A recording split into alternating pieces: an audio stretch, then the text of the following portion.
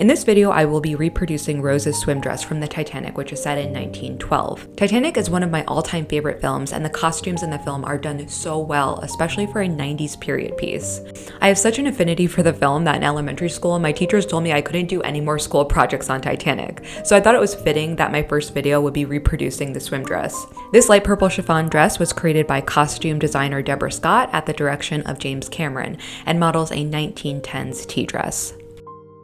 The water dress, as we called it, was probably the biggest design challenge in the movie. The dress had a tremendous amount of layers to it, and it was silk chiffon that had been ombre dyed, which meaning it changed colors. It's a very, very complicated dress to make, and I think we probably ended up making about 24 or so of them. We knew that the dress had to be able to be shown in the water and still look good. I want to construct this dress using historical methods where I can. Beginning with the pattern, upon looking in my Patterns of Fashion 2 book, I found a 1910s tea dress from the Museum of London that is stunningly similar to the swim dress. The unique fitted kimono sleeves, the bust band, the sash, and the multiple skirts are all reminiscent of the swim dress. I used the bodice sleeve and skirt patterns to model my bodice sleeve and skirt patterns with some slight adjustments. However, I did not lightly bone the bodice as indicated in the book. This is the fabric I will be using for this project. This is a lilac silk chiffon. I will be using this for two of the underskirts as well as the sash. This is a lilac silk chiffon which will be used for two of the underskirts as well as the overskirt. It's not really coming up on camera, but this is a slightly more gray silk chiffon, and I will be using this for the over bodice. If you actually look closely at Rose's swim dress, you can tell that the bodice is slightly darker than the overskirt. This white silk georgette will be used for the underbodice and also will be backing the lace. This is the lace I've chosen for this project, although the pattern is slightly different than that of the movie. Neckline is almost identical, and if you look closely at the dress, you can tell that it is dotted with tiny seed pearls, and these are the freshwater pearls that I've chosen for this dress, and I got them off of Etsy for about $30. The swim dress really looks like a tea dress that would be seen in the 1910s. In the early 20th century, chiffon was becoming popular again in Western fashion. Early 1910s fashion was characterized by opulence, which was very clearly seen in the film. Jewels, beading, silk flowers, massive hats ornamented with whole-ass taxidermied birds were the rich people wares of the time. East Asian and Indian colors, textiles, and styles also influenced the opulence of the time. Designers also took inspiration from the way Impressionists captured light, thus pastel-colored flowy dresses became popular. It was also at this point in the later Edwardian era that women began to move away from heavily fitted corsets in order to play sports and dance and have more freedom in general. Dresses of the 1910s were characterized by empire waists and slim flouncy skirts reminiscent of the Regency era 100 years prior. There was a move toward what was called rational and hygienic dress that began picking up steam in the early 1910s. The rational dress and hygienic dress movements emerged in reaction to the tight-fitting bodices and heavily corseted fashions of the late 19th century. In England, the Rational Dress Society, which was founded in 1881, drew social and medical attention to restrictive forms of dress. I am not saying the corsets and stays of the past were in any way bad or had a negative impact on female health. I am just relaying the transformation of women's understructures during this time. Rational styles of dress really came into the public consciousness with Liberty of London's production of loose-fitting and flowy designs that could be worn with or without a corset. That was incredibly groundbreaking for this time. Given this, I suspect that Rose's dress could have been worn with or without a corset. I just pressed the seams for the underbodice. Right now I am pinning it together and about to sew it together.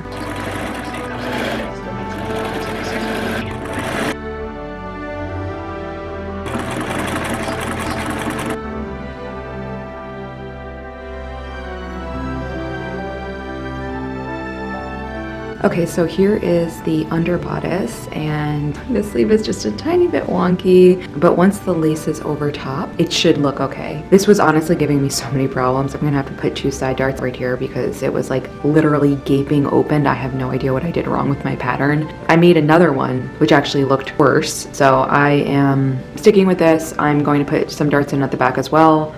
I marked out the darts for the bodice, and I am about to pin them and then sew them.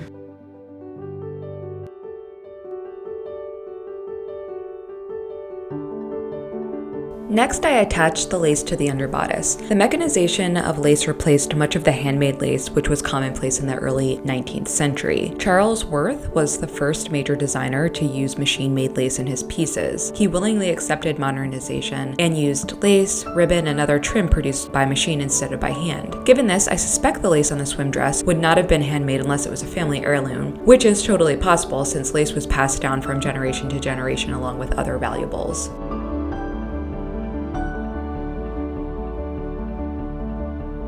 I aimed to use my 1900 Singer sewing machine to make this dress.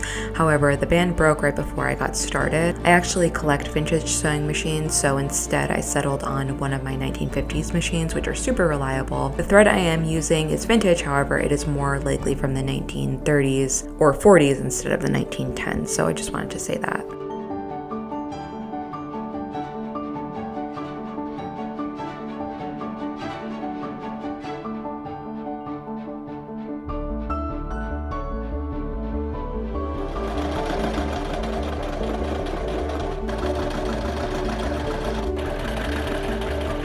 Next, I moved on to constructing the skirts. Chiffon is quite literally devil fabric and was difficult to work with. It kept wanting to swoosh around, it slipped out of pins and kept getting caught on other pins. After I sewed it, I pressed it and moved on to finishing the rest of the skirts. Here is skirt 1, 2, 3, 4, and 5 in descending order. Out of the 5 skirts, there are 3 underskirts and 2 overskirts. So here I am layering the 3 skirts and pinning them together. I actually had a change of plans. Instead of 3 purple chiffon underskirts, I chose 2 chiffon underskirts along with 1 white georgette skirt, which is the same fabric as the bodice. Thankfully, I had enough left over. I did this because it's a little more opaque and lightens the other 2 underskirts.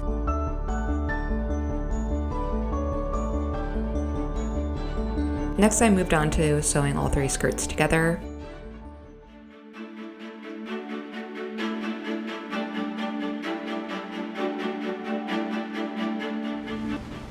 Here is the skirt.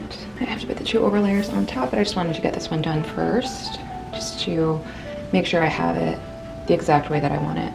Okay, so I sewed the 3 underskirts together and then I sewed the 2 overskirts together. Now I'm kind of just placing them on the form in order to get an idea of where to sew them all together. Also place the sleeves in their final position, although I have not attached them. That's probably going to be one of the last steps. I want to get the skirt finished first.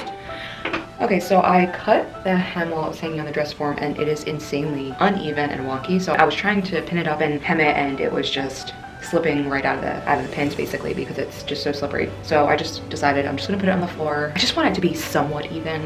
I don't even care if it's perfect, just I want it to be somewhat even, and this is obviously so bad. So I'm gonna try to cut a straight line here. Much better. much better. How am I supposed to do my hem when there is a little black bear on my skirt? She looks very comfortable.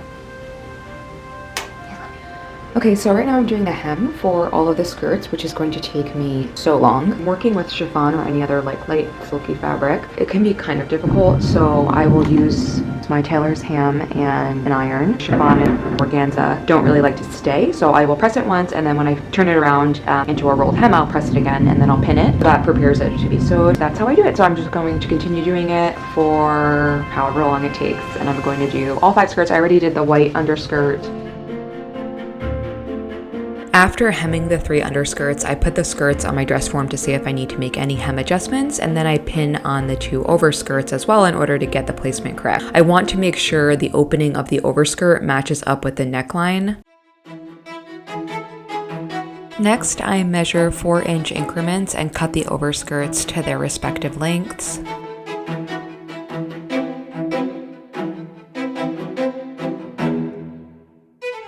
I just finished hemming both sleeves, and now I'm going to work on hemming the 2 overskirts.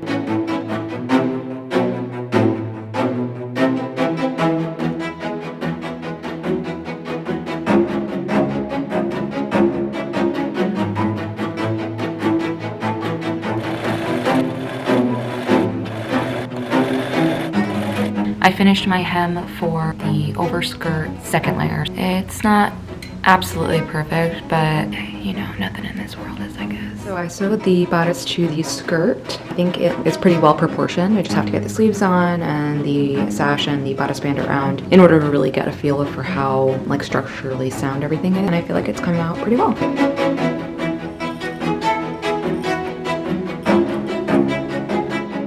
Next was the fun part. I added the seed pearls to the neckline. I really like beading. I feel like it really makes a dress pop, or any project really, so I enjoyed this process.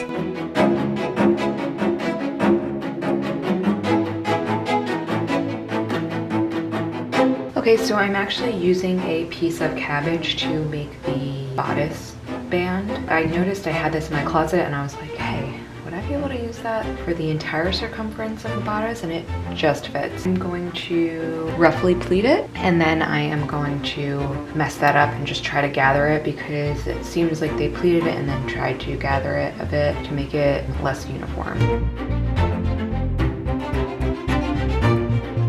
So I have the bust band pretty much finished. I gathered it and then I pressed it. So it gave it that like messy gathered look all the way around. I put it on the form and it actually looks very similar to the original. Next, I pleated and pressed the sash. If you look at the swim dress, the sash is ombre dyed. This sash really put me through it. I attempted to ombre dye some of the chiffon fabric and it kept coming out like bubblegum pink. So I completely scrapped the idea of ombre dyeing the sash and just used some pink chiffon I had in my stash. Also, in the film, it looks more so gathered than pleated. However, when I reference museum photos who claim they have the original costumes from the film, they look completely different. I think they gave out one of the other 24 dresses Deborah Scott's team made, because there's definitely a noticeable difference. Here I'm finishing up sewing the sleeves onto the neckline and making sure the beading is exposed evenly.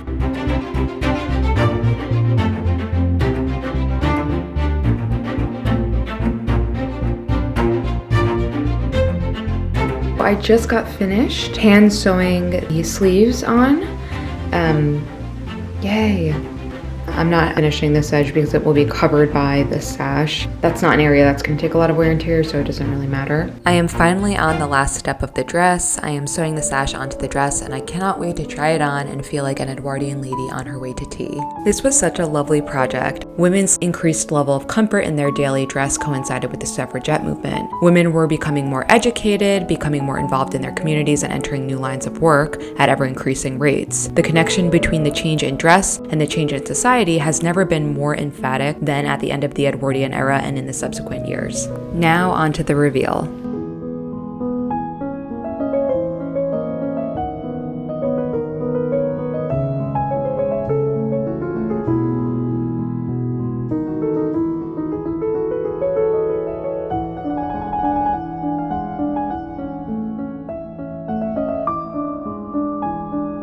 I just want to say thank you so much for watching this video.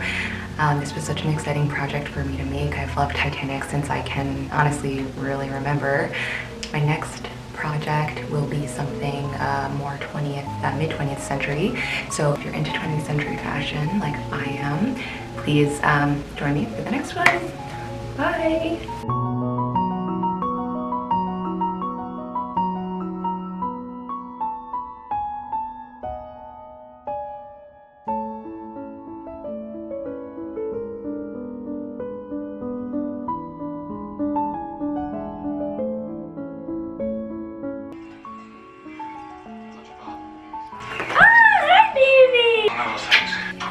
Such a fragile piece of glass that can break, you know.